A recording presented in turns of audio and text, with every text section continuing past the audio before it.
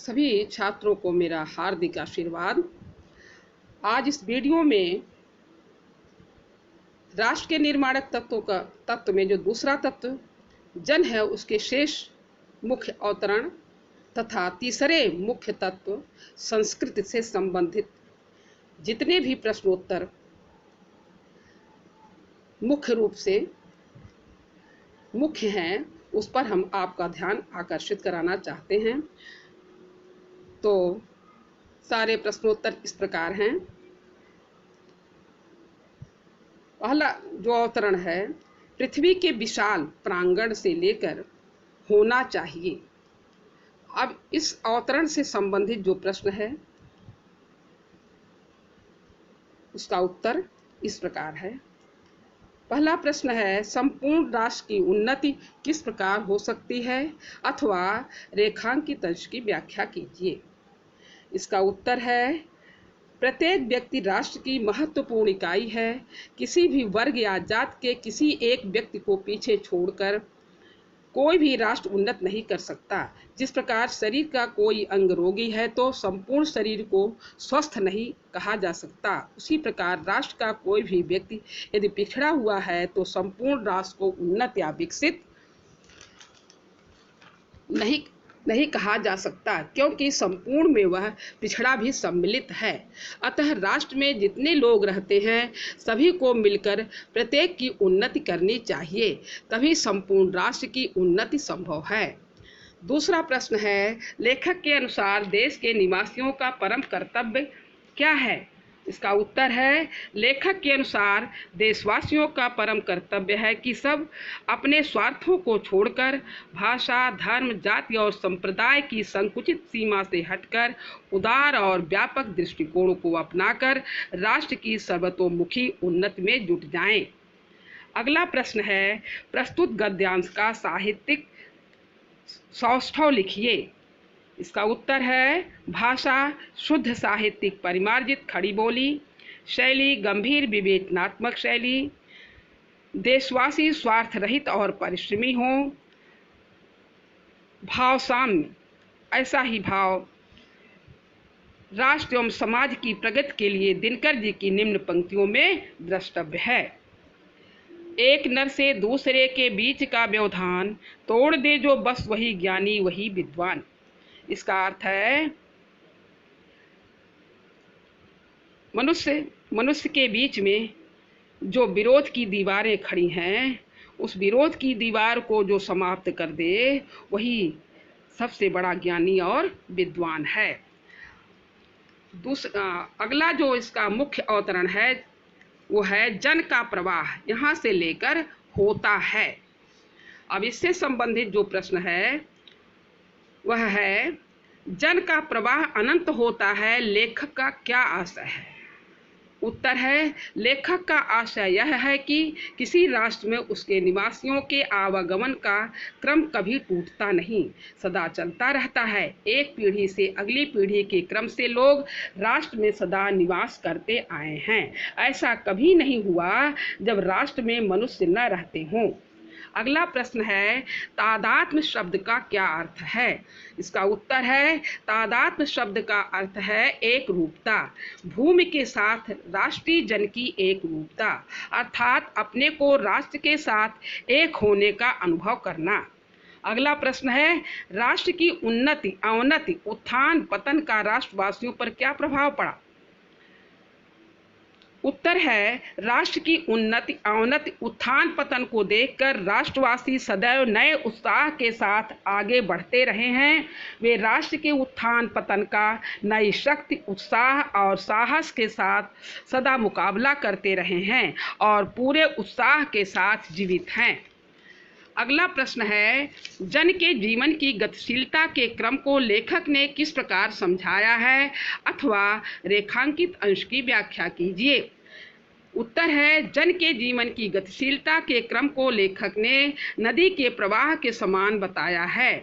जैसे नदी में ऊंची ऊंची लहरें उठती और गिरती रहती हैं, परंतु नई उमंग के साथ उसका प्रवाह निरंतर आगे बढ़ता रहता है, उसी प्रकार राष्ट्रीय जन के जीवन में अनेक उतार चढ़ाव आते हैं, परंतु वह अनेक संघर्षों को झेलता हुआ नए उत्साह के साथ उन्नति के मार्ग पर सदैव अग्रसर होता रहता है।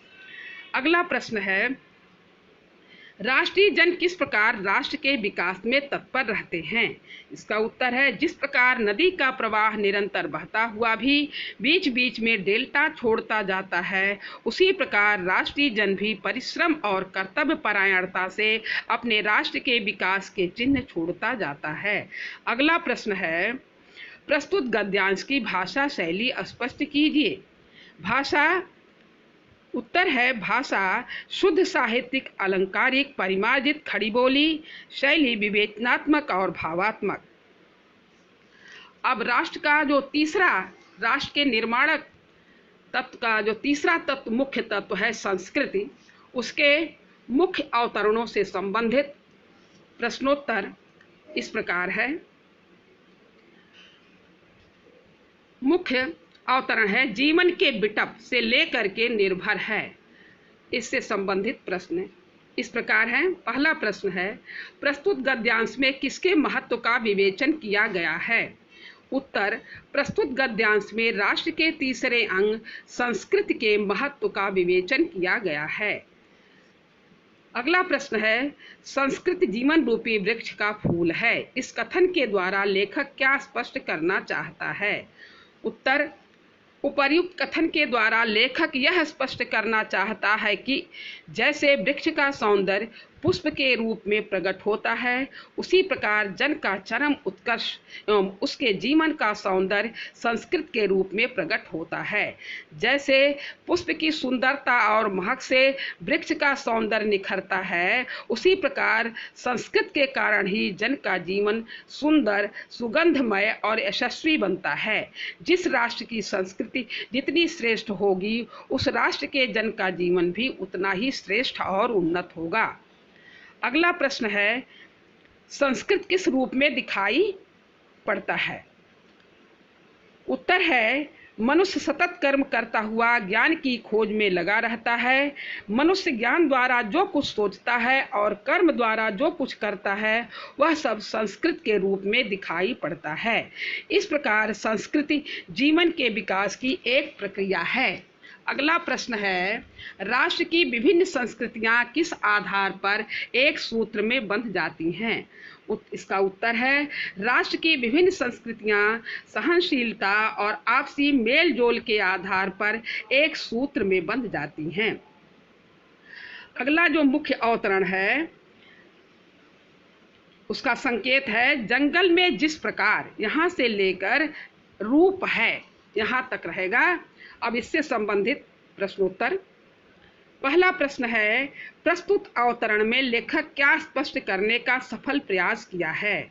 इसका उत्तर है, विवेच अवतरण में लेखक ने यह स्पष्ट करने का सफल प्रयास किया है कि आपसी मेल जोल से ही कोई राष्ट्र सुखी रह सकता है।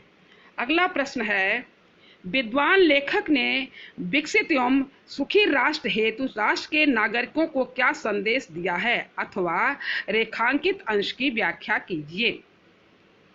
इसका उत्तर है, विद्वान लेखक ने सुखी राष्ट्र हेतु राष्ट्र के नागरिकों को यह संदेश दिया है कि जिस प्रकार जंगल में वनस्पतियां, लताएं, घास फूस सब आपस में मेल जोल से रहते हैं, उनमें कोई विरोध या भेदभाव नहीं दिखाई देता, बल्कि वृक्षों से लताएं लिपटी रहती हैं और वृक्ष उन्हें सहारा देकर उनकी उन्नति में सहायक बनते हैं। इसी प्रकार अनेक नामों से पुकारी जाने वाली नदियां समुद्र में मिलकर एक रूपता धारण कर लेती हैं। ये अपना व्यक्तिगत अस्तित्व या अहम भाव को खोकर एक विशाल विस्तृत सागर का रूप धारण करती हैं। ठीक इसी प्रकार एक राष्ट्र के नागरिकों को भी चाहिए कि वे विविधता में एकता या समन्वय स्थापित करने के लिए जाति, धर्म, भाषा, संप्रदाय या क्षेत्र की तुच्छ भावना को भूलकर विशाल राष्ट्र के रूप में अपनी पहचान बनाएं। अगला प्रश्न है, सुखी राष्ट्र का प्राण तत्व क्या है? इसका उत्तर है, सुखी राष्ट्र का प्राण तत्व है समन्वय और सहिष्णुता की भावना। अगला जो मुख्य अवतरण है उसका संकेत है, पूर्वजों ने यहाँ से लेकर स्वागत करते हैं। प्रश्न है, प्रस्तुत अवतरण में लेखक ने क्या बताने का प्रयास किया है अथवा प्रस्तुत अवतरण का प्रसंग लिखिए।